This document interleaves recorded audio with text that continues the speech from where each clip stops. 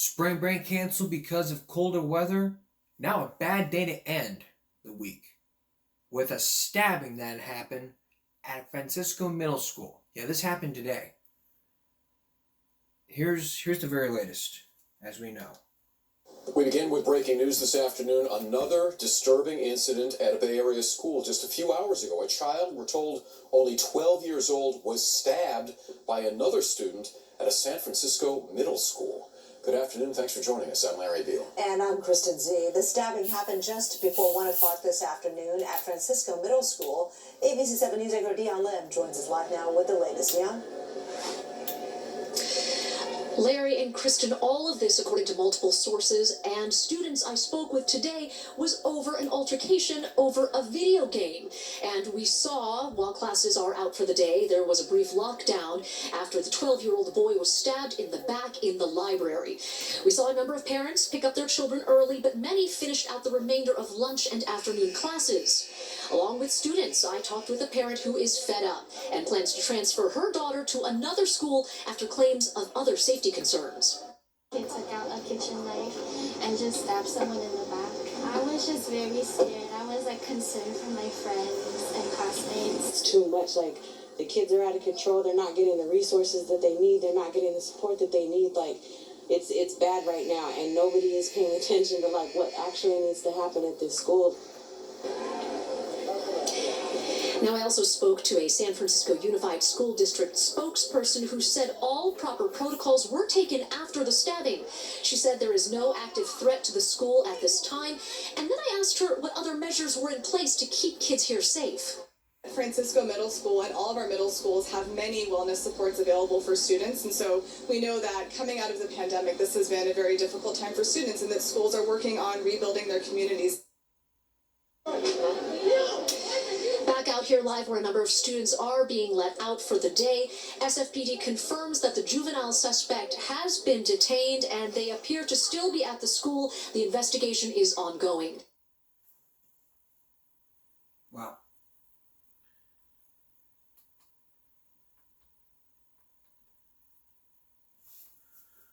Now let's go to what happened in Boston.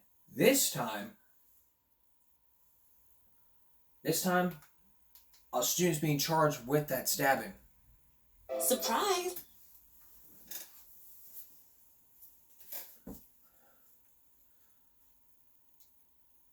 The stepped-up police presence, a response to a stabbing inside the... Officers kept watch as students arrived at the Brockton Therapeutic Day School this morning. The stepped-up police presence, a response to a stabbing inside the school yesterday morning. A 17-year-old student is recovering after police say a classmate stabbed him with a knife, somehow getting the weapon past the building's metal detectors. The incident is triggering a district-wide test of security systems. So the metal detectors are being checked across the school district, every elementary school, middle school, and high school. Brockton superintendent says a staff member saw the attack happening outside the school's gymnasium and took down the student with the knife. The 16-year-old suspect was taken into custody. The victim was taken to the hospital with non-life-threatening injuries. Officials have not said what the motive for the attack was. Police say the 16-year-old suspect is facing 3 charges: carrying a dangerous weapon on school grounds, assault and battery with a dangerous weapon, and attempted murder. In Brockton, Jennifer Egan, WCVB News Center 5. Now there's new action.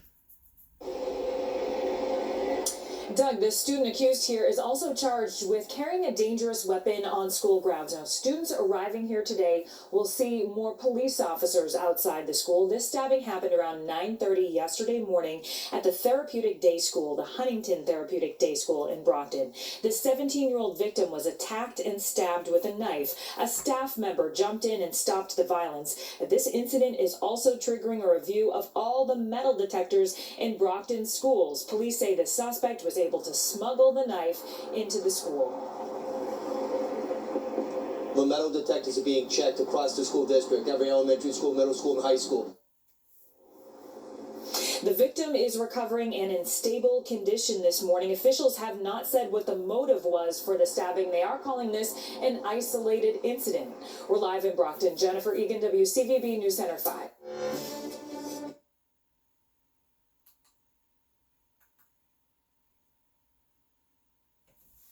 So now in Washington, a school board is installing metal The detectors. city school board voted unanimously to install weapons detectors at the city's high schools and middle schools. The equipment is going to look very similar to what you see in this video, and the move comes amid growing concerns about weapons being brought into schools and the results of a recent survey that showed widespread support for the weapon detectors in all or some Alexandria schools. Last May, a student was stabbed to death during a brawl at an off-campus shopping center, and there have been a number of incidents involving students bringing weapons onto campus. The equipment will be installed next month at Alexandria City High Schools, the King Street and Minnie Howard campuses, as well as George Washington Middle School and Francis Hammond Middle School. Now, the school system is going to be buying the equipment, those weapon detectors, this month. They will be installed, there'll be some training, and then likely the weapon detectors will begin to be used sometime in May. That's probably 2 months from now. So there's your common sense right there. We need metal detectors to protect our students. Therefore, maybe too much money, but it's what we need to make sure that all of our kids are safe when they go to school.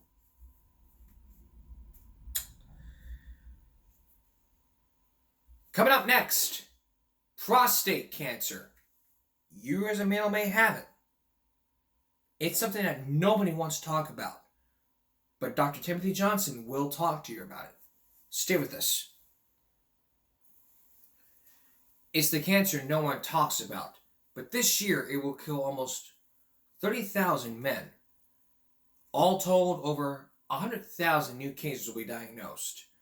And in their lifetime, 1 out of 11 men living today will contract prostate cancer. Now, the added tragedy here is that most victims could live. But because the prostate gland is part of the male reproductive system, many men don't want to talk about it. And this silence breeds ignorance, which can mean death. What can you do to protect yourself from prostate cancer? Here's Dr. Timothy Johnson.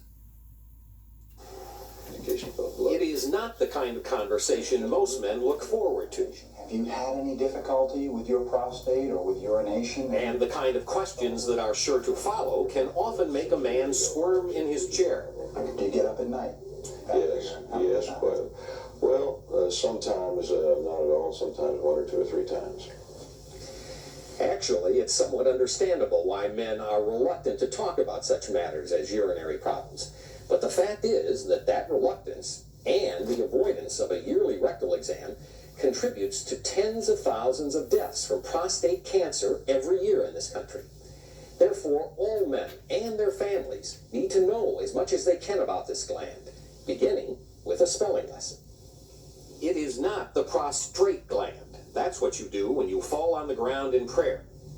There is only one R in prostate, Prostate.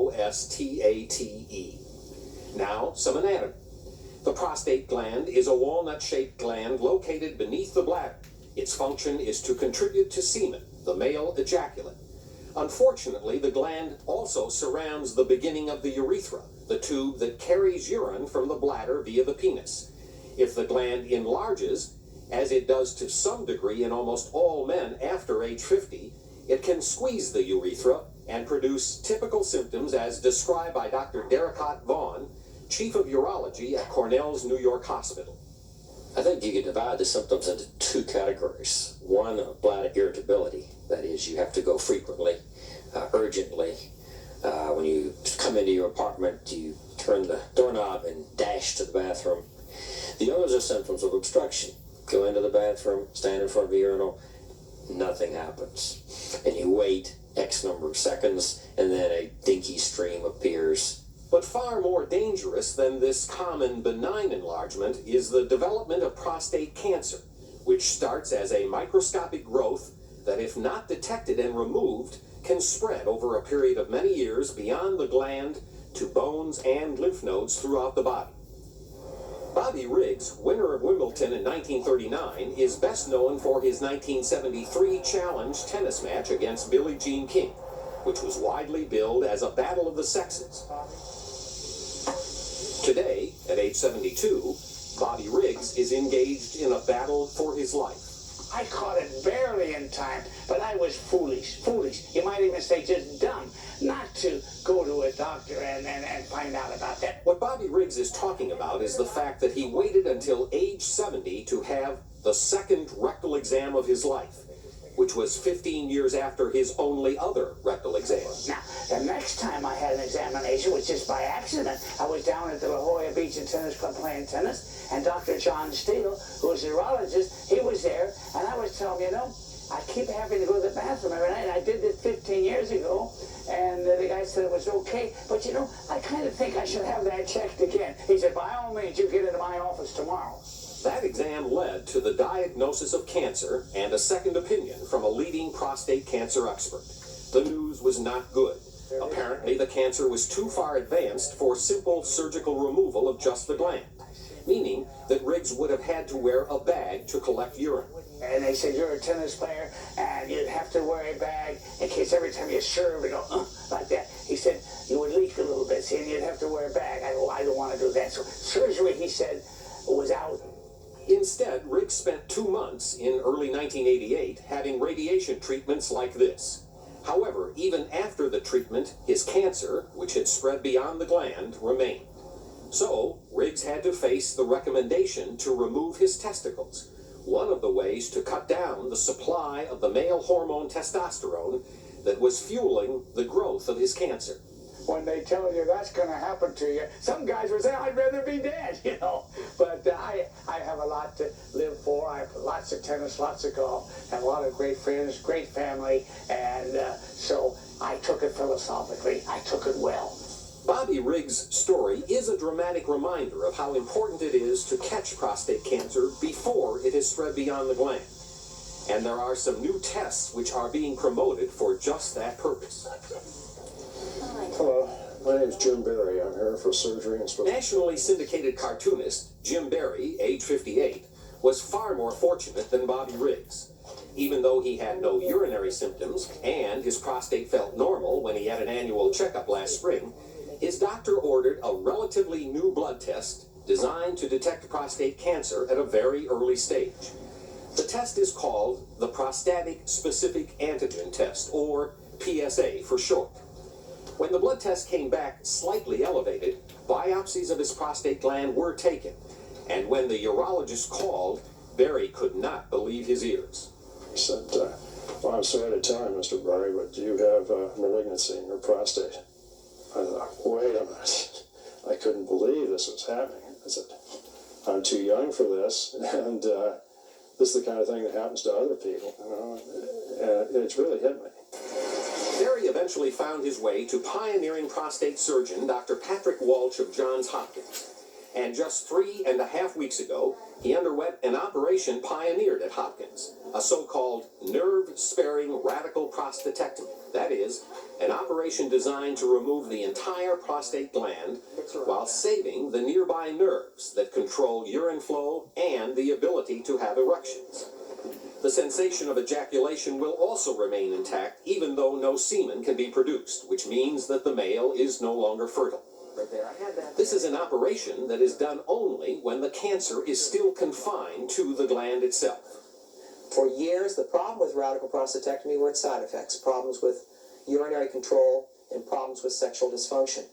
However, over the last 10 years, some anatomical discoveries have reduced those side effects. So today, a man who undergoes radical prostatectomy can undergo it without great fear of having a major complication at the time of surgery and with the expectation of having an excellent quality of life thereafter.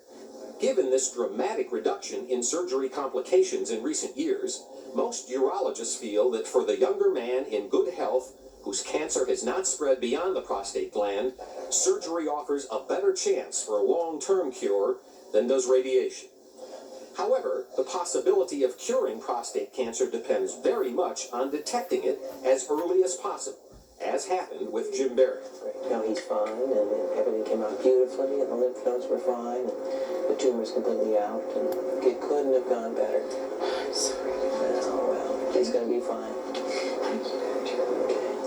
So if the goal is to detect prostate cancers as early as possible, preferably even before symptoms occur, then the question obviously becomes how best to do that. Today, the standard answer is to have a rectal exam every year, beginning at age 40, certainly beginning at age 50.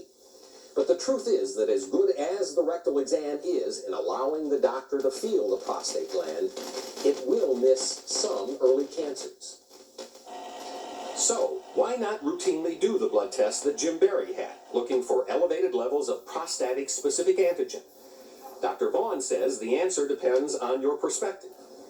Obviously, if you're a patient that has minimum symptoms and your doctor picks up an elevated level and you get an ultrasound or a biopsy and that shows tumor and it's localized, you get a radical prostatectomy and you're cured, you're damn glad he did that screening test. Unfortunately, if every male over age 50 were to have this blood test annually, the cost to the healthcare system would be enormous. Therefore, studies are underway to determine just how best to use the test on a cost-effective basis. Also, current PSA tests can sometimes be normal, even when a cancer can be felt during a rectal exam. We're now inflating this balloon inside of your rectum. Another test being promoted for the early detection of prostate cancer is the use of an ultrasound probe in the rectum to visualize the prostate gland. However, according to Dr. Walsh and others, current ultrasound examinations pose two major problems for screening. Only about 15% overall of all the lesions that are seen in ultrasound will be proven to be cancer. Secondly, ultrasound misses about half of the significant sized cancers that are really present. So it misses many, and when it diagnoses something, it is only infrequently cancer.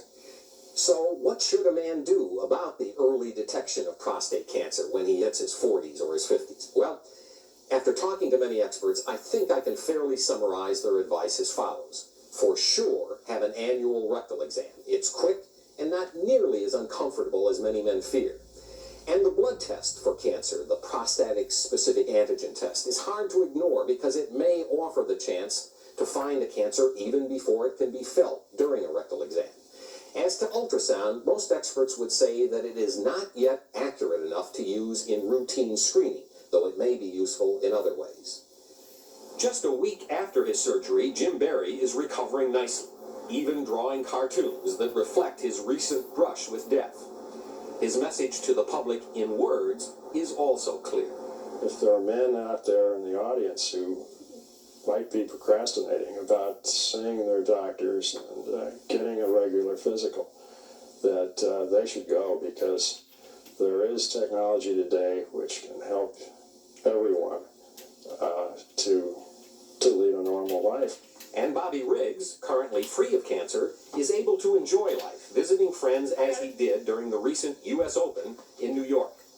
But he is always ready to tell others what he has learned. It's not a problem if you'll stay on top of it and if you'll take care of it. So by all means, I urge you, please, for your own self, for the sake of your families, your wives, and people, please, you men out there, have a prostate examination once every year. Once you reach 35, 40, 45, you must do that. Well, he knows wherever he speaks, I guess. Tim, the blood test you spoke of is so good. Why is a rectal examination still recommended? Well, the blood test is not perfect. You can have a perfectly normal test and still have cancer, and in that case, the rectal exam might well pick up the cancer. But even if we did develop a perfect blood test someday, there would be good reason to still do rectal exams. You can detect rectal cancer, and you can test stool for hidden blood, so that test will never go away. Does this problem tend to run in families? It does. If you have close male relatives with a history of prostate cancer, particularly at an early age, your risk is increased. But the truth is that all men are at risk. 1 out of 11 men will get it. You shouldn't think that much about family history. You should just be concerned that you might get it. I know a rectal examination is embarrassing to both men and women, but it is true that men are apparently more shy about that than women. Well, we have a kind of a joke among doctors. If you send a woman in to get undressed, she will go in and get undressed. If you tell a man to get undressed, you'll come in and find that he's just taken his tie off. There is absolutely that shyness, and that's why we said, and you said, women, get your men in there for this exam. Yeah. Very important. Very important. Thank you very much, Tim. Well, come here. It's just a quick exam. Snap of the glove, snap. You get the picture here. Unlike that episode of Family Guy where Dr. Harmon gets Peter a prostate exam and he just runs to Dr. Harmon, blah, blah, blah, blah. And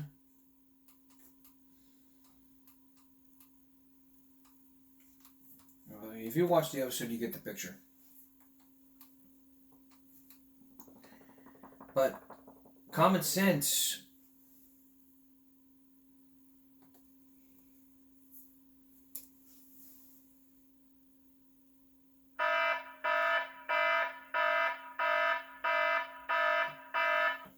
We're always telling you to get that exam as early as possible. That way you won't get the cancer.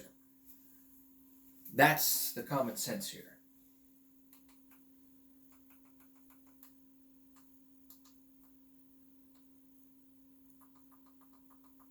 Okay.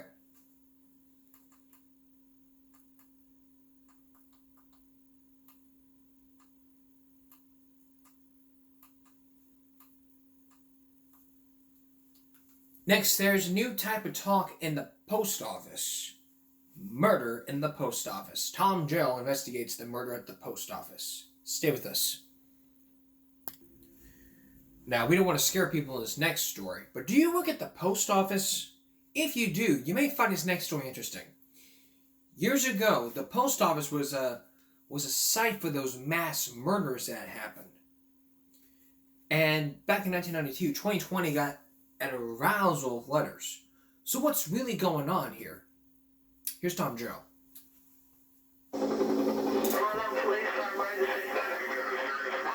Once again, a terrified 911 call from a United States Post Office.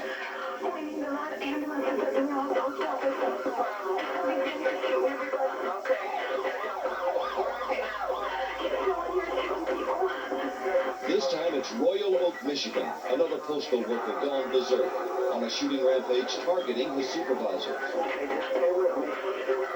Moments later, a call from Royal Oak Postmaster Dan Priscilla, locked in his office with the gunman just outside.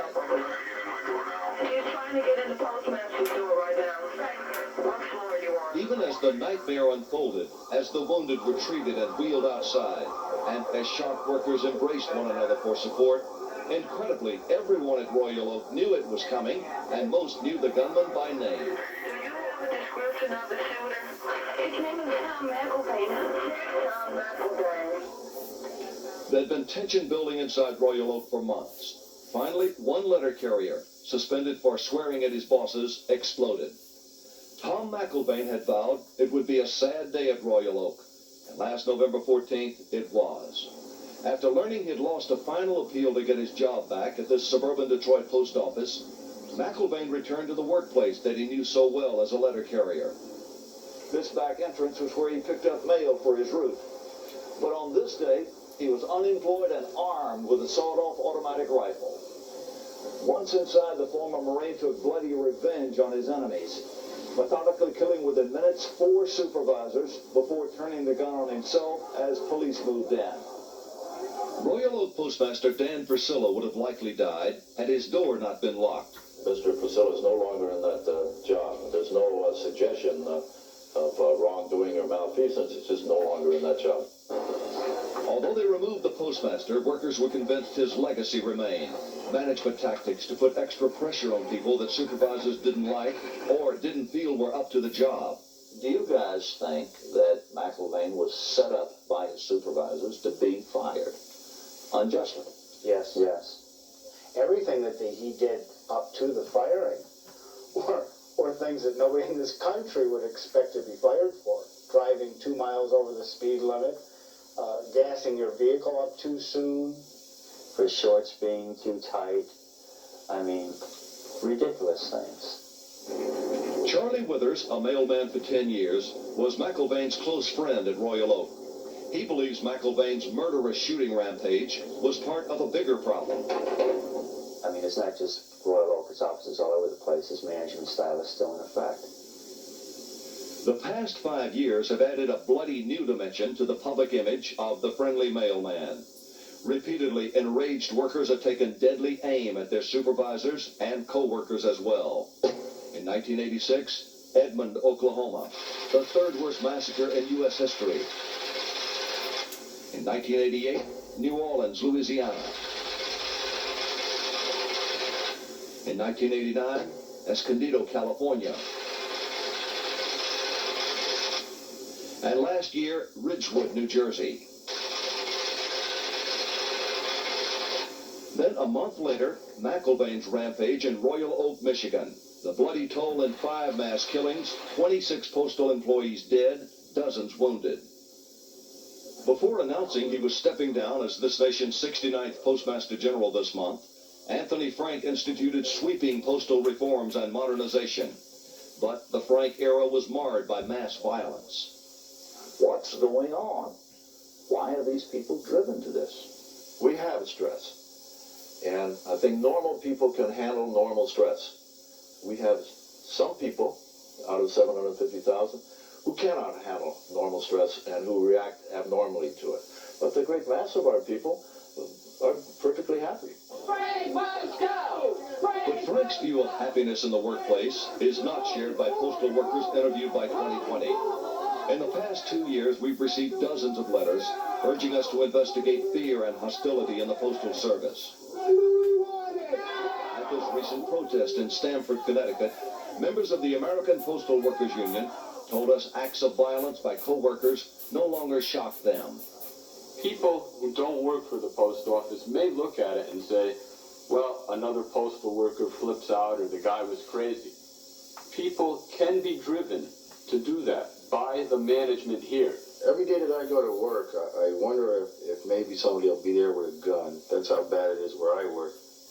The fears of the postal clerks are supported by Robert Karpinski, who retired as a postmaster last year after 41 years. Free now to speak out, he says supervisors rule by threats of firings and are sometimes rewarded with promotions for such acts of intimidation. I'm talking about an aura of fear that you can't comprehend unless you've worked in it. And the worst part about this fear is that people accept it as part of their daily workload now. The post office is in the throes of a revolution. Since Congress stopped subsidizing the Postal Service, the agency's very survival depends on its ability to compete with private delivery services. In business terms, the mail these days must move fast, efficiently, and turn a profit. Many workers feel they're being ground up by the wheels of progress. Is it necessary for them, in effect, to do more faster? Well, we don't want to do a speed up. I mean, we expect people to work for us 30 years. We're not looking to burn somebody out in a very few years, and we don't. That's the biggest lie I've ever heard, because the postal workers receive no respect from management. They treat the machines better than they do the people. So what is it about moving the mail that has so many postal workers blowing their tops? Postal clerks say the public never sees the huge mail factories where much of the real work is done late at night. Life in the Postal Service, they say, is a paradox, tedious and repetitive, but always stressful because of the tons of letters and the constant deadlines. The Postal Service began the process of mechanizing with these high-speed letter sorting machines. The LSM is still widely used, and workers must compete with its untiring, mind-numbing, relentless rhythm. When a person works on a letter sorting machine, 8 hours a day they're sitting at a console for the most part, typing in numbers which correspond to a zip code. There's a pneumatic arm that actually drops a letter in front of that person, 1 per second, 60 per minute. In excess of 3,600 letters per hour, in excess of 30,000 letters per work tour. 60 a minute, that's correct. That's amazing. That's the requirement. And you do this hour after hour, day after day. Yes, with 2 breaks and a half-hour lunch. These machines can do the work of 30 postal workers sorting mail by hand, but computers keep track of mistakes. More than 5 errors every 100 letters, and the workers say there's a boss on your case. Postal inspectors are watching too, through narrow one-way security windows designed to prevent mail theft. As the Postal Service struggles to become competitive, there's a widening gulf between young, calculator-toting supervisors and older workers on the lines. The supervisors insist they do understand the new pressures on the employees. But their mission, they say, is to get the mail out and get it out quickly. We need to be very careful about how we deal with our people, but we can't back up from what we have to do, which is to move the mail from point A to point B. A lot of these managers you see are young.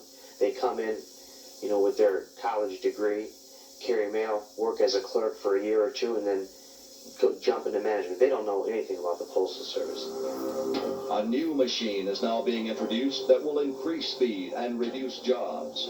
The Postal Service is going to full automation with the formidable optical reader that sprays on barcodes and scans letters at a top speed of 35,000 letters an hour. It takes only 2 people to operate a single optical reader. One feeds in letters, the other unloads the sorted cartons. The optical reader will replace 35 people sorting by hand and 17 LSM machine operators by the time it's standard equipment in 4 years. We're reducing the number of employees by about 100,000 over 6 years. We've already done about 43,000, all by attrition, none by layoff. We're very proud of that.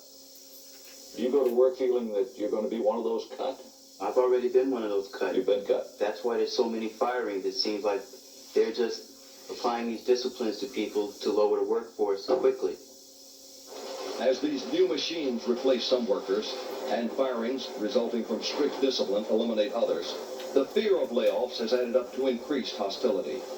Have you seen fights among the employees, either between the supervisors or themselves? Over unfair treatment, yes. Over just out and out meanness.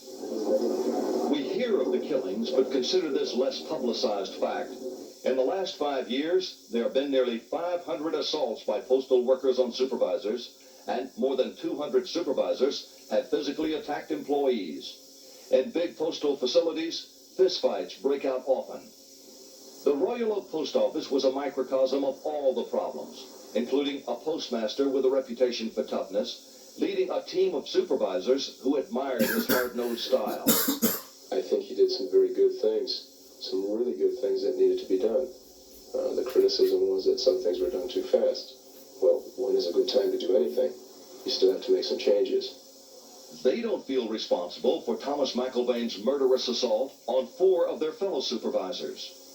You're trying to make rational sense out of an irrational act, and if a person is bent on destruction, as Mr. McIlvain was, he's going to achieve his goal.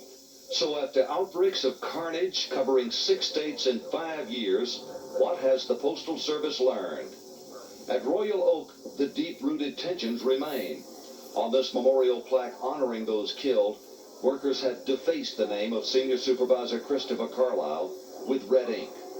Any employee that had to put up with what Mr. Carlisle, anybody under Mr. Facilla or that administration period had to put up with, they pushed people to the brink.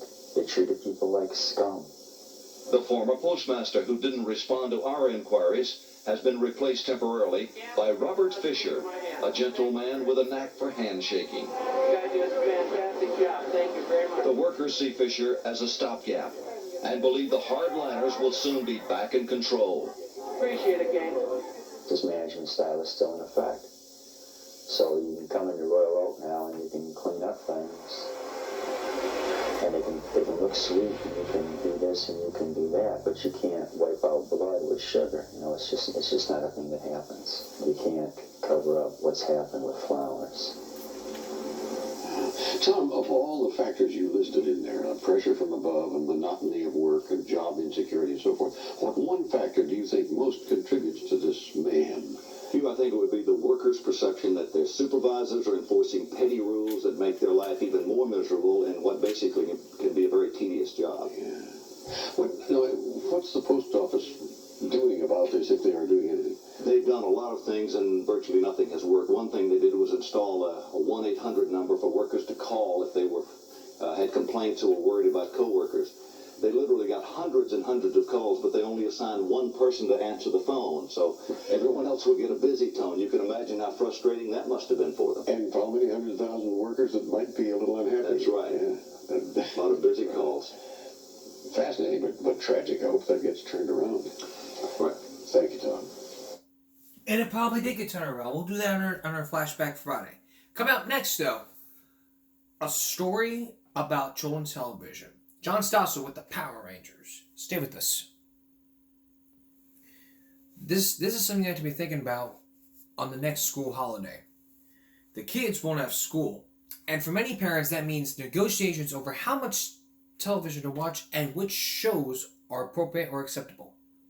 A survey shows that violence happens in a lot of kids. Just years ago, there was a TV show that kids imitate to let them fight in the backyard. But is it really a controversial show that makes our kids go violent? Here's John Stossel. The kids are pounding each other again. Now, children have always done this sort of thing, but some people say it's worse today because of this.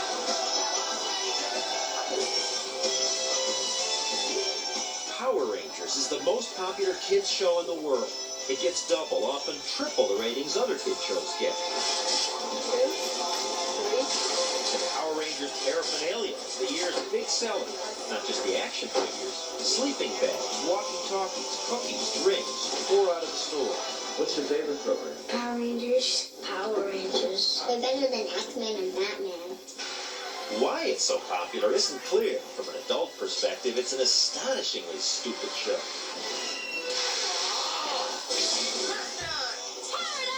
5 teens from the suburbs transform themselves, morph, they call it, into superheroes in spandex tights so they can fight Godzilla-like monsters. The monsters were sent to destroy the Earth by the screeching Rita Repulsa.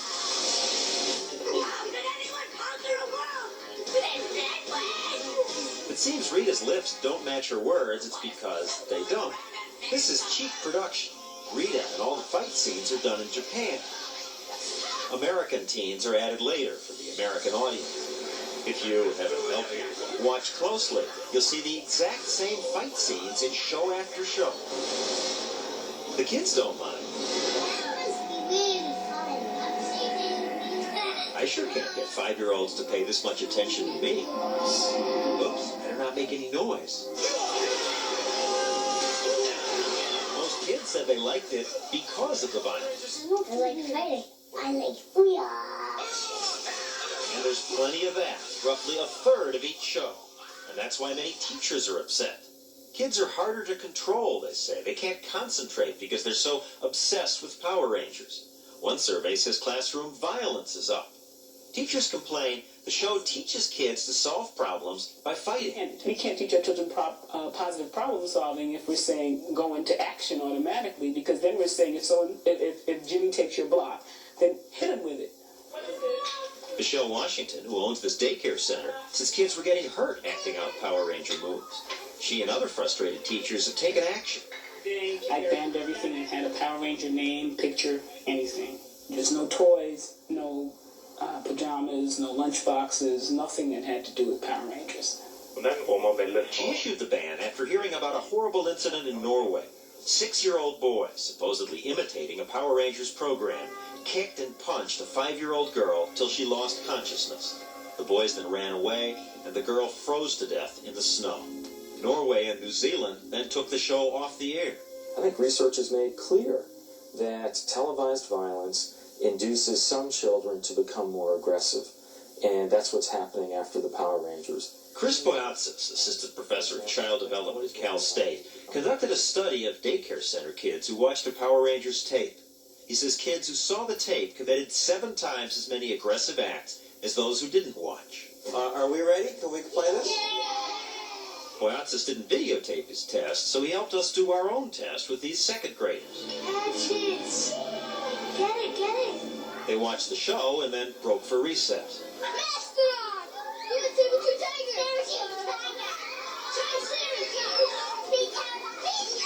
Sure enough, most spent most of the time kicking.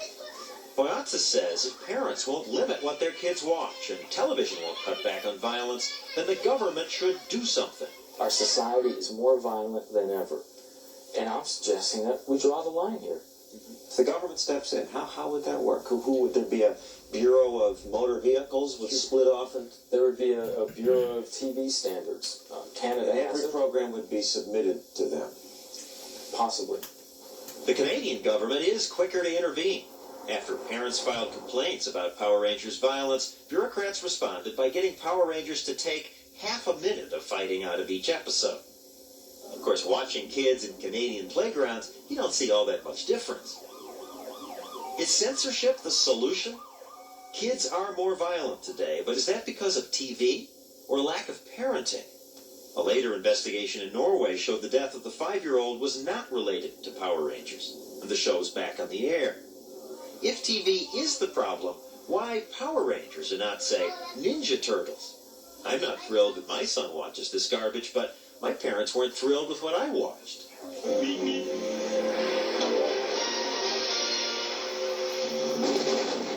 I was watching Roadrunner cartoons and Sylvester and Tweety, and Sylvester was getting the stuffing beat out of him. Sure. Just as much as in the Power Rangers. Children imitate real aggression more than they imitate animated aggression.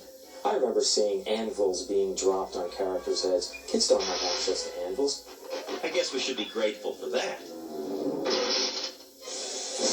But if it's realistic violence we're supposed to worry about, then what about professional wrestling? What about the even nastier stuff that goes on at video arcade?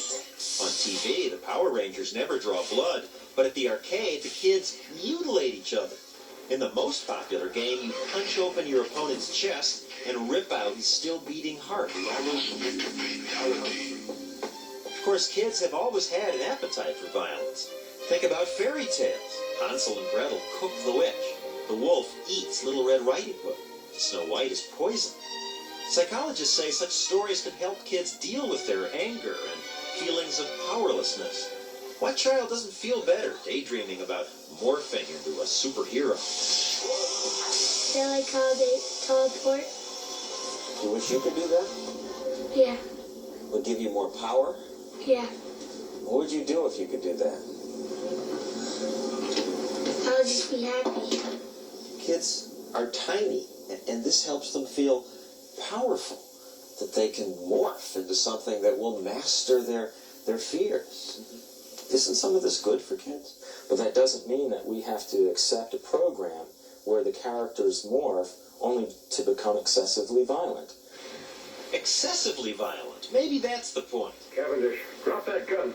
The Lone Ranger shot people in the hand. Now we have the X-Men and Power Rangers. But does watching this make kids violent? No kids have been reported injured. And yes, these kids kicked more after watching Power Rangers, but notice that they kicked the air, not each other. Or they kicked the wall. Maybe the kids know the show isn't real.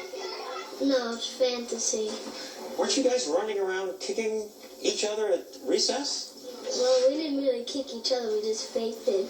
Of course, these are 7-year-olds. It's younger kids who are more likely to be confused about what's real. So I played a tape for the 5-year-olds on my kid's soccer team. These kids also acted the parts with weapons yet, but they didn't hurt each other. Isn't this just the kind of play fighting kids have always done? And even 5-year-olds would separate the show from reality. Fight him off now, little guy. He doesn't really believe his friend can morph. And few of the parents wanted censorship. The bottom line is that you have to know your child and you have to set appropriate limits. If you feel that your child is going to rape and pillage after watching Power Rangers, turn to Barney. It's up to you. And you always supervise your child? I know what he's allowed to watch, and I tell him what he's allowed to watch. And many parents said, it isn't the Power Rangers which threatens kids, it's the news. Because they find that very frightening. That gives them bad dreams. This they know is fake. Yeah, they know it's fake. Are they really fighting? Pretending. Because it can't be real. Why not? It's not true. How do you know? Because then it would be happening now. Yeah, it would be on the news, not on TV. Yeah.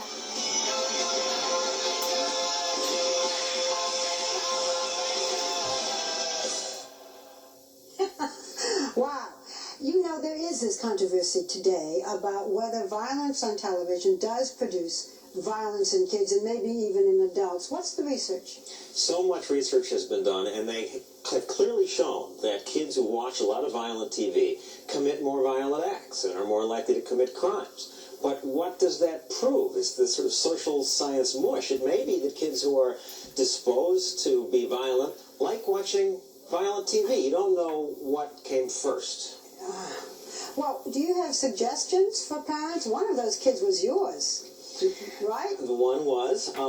And you allow I allow him to watch, and you can censor it at home, but then they watch someplace else. You can't keep them from seeing the violence. Most psychologists suggest watch with the kids, and then you can explain what's real, what's not. You can say, hey, do you know that if you kick someone, that's going to hurt them?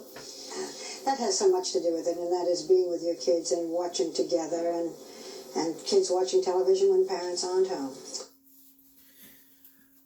When we come back, some common sense. Stay with us. Common sense alert.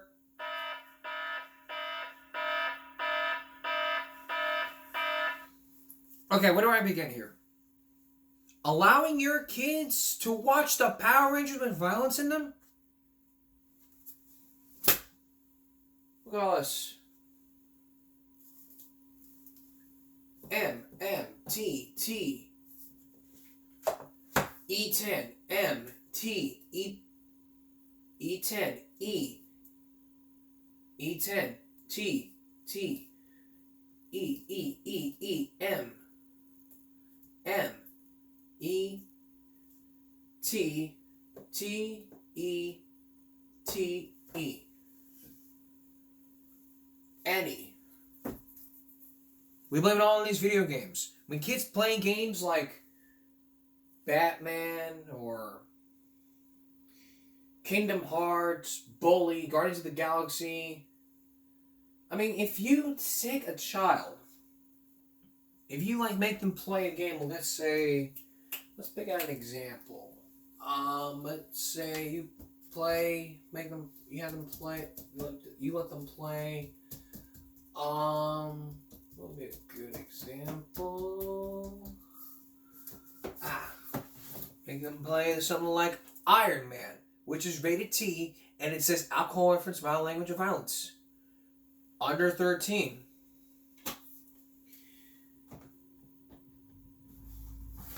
Would show you a clip from Super 90 talking about game violence, but they are going to block me. So I'm going to describe it to you. That's an important question. So what I'm going to describe to you when we return is what the ESRB ratings mean,